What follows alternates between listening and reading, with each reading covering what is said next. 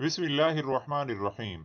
भारत कुतुब बीनी के हवाले से दुनिया में पहले नंबर पर है, जबकि चीन कुतुब बीनी की सीढ़ी पर दूसरे दर्जे पे है।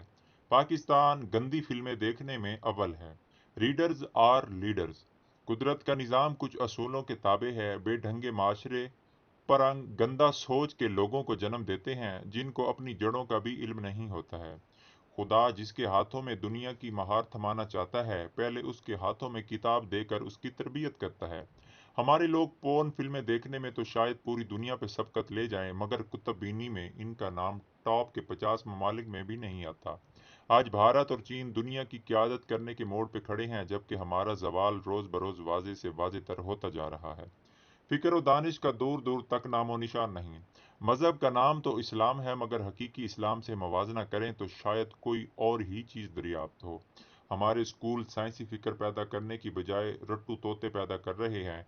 यूनिवर्सिटियां ज़्यादा से ज़्यादा पैसा छापने के चक्कर में डिग्रियां बांट रही हैं, और कौमी सोच को परख कर देख लिया जाए तो लगे शायद अभी अभी पत्थर चमकाक के ज़माने से निकले हैं। सियासत में कौमी मफाद की बजाय जज्बाती तकरीरों का दौर है।